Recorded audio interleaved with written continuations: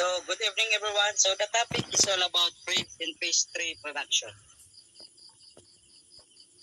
So, table of specification, TLE, fruit and pastry production, second quarter, school year 2024 to 2025.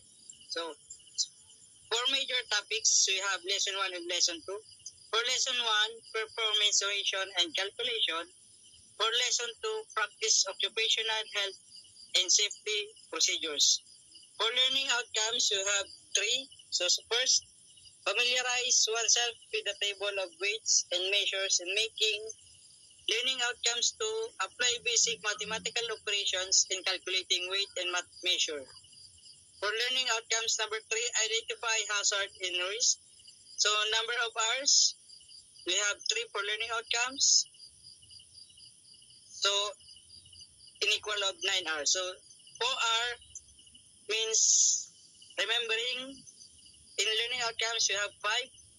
And SAYU, which is understanding, for learning outcome, we have 2. In AP, means applying, we have 1. And sa learning outcomes 2, we have 10. And sa AN, for learning outcomes number 2, A1, we have 2. And for the learning outcomes number 2, we have 10. So, number of items for learning outcomes 1, 2, 3, we have 10. And for item replacement 1 to 10 and 11 to 20 and 21 to 30.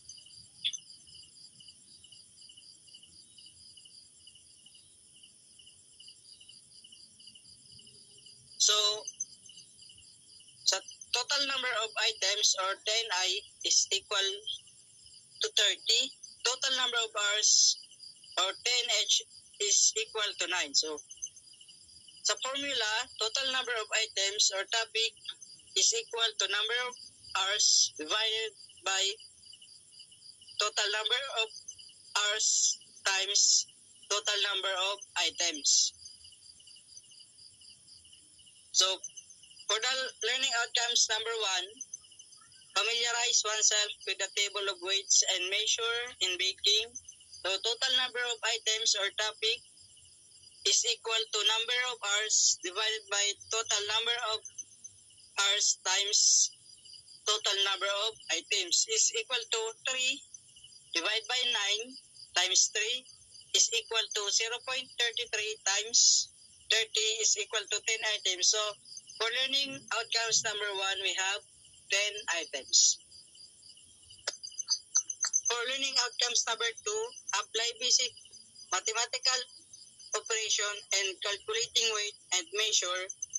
Sa formula po, total number of items or topic is equal to number of hours divided by total number of hours times total number of items is equal to 3 divided by 9 times 30 is equal to 0.33 times 30 is equal to 10 items. So, for learning outcomes number 2, we have 10 items.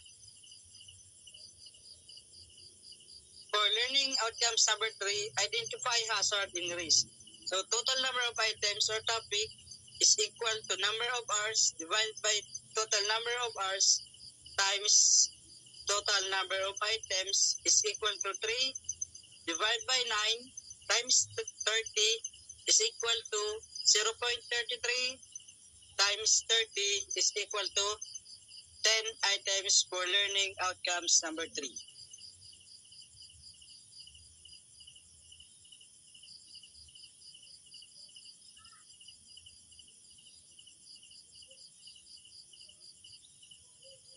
Next po natin.